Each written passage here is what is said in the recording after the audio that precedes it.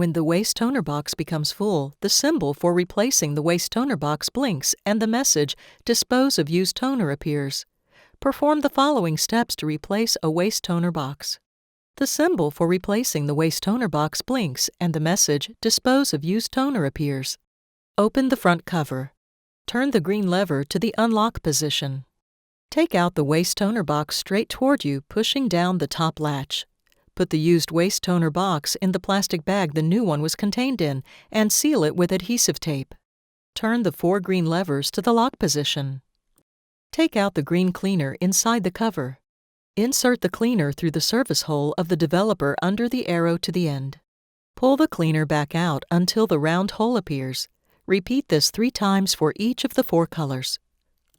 Attach the cleaner with its top on the right and its holding side on the left. Turn the 4 green levers to the lock position. Push the waste toner box securely until the upper latches click, taking care not to tilt it. Turn the green lever to the lock position. Close the front cover.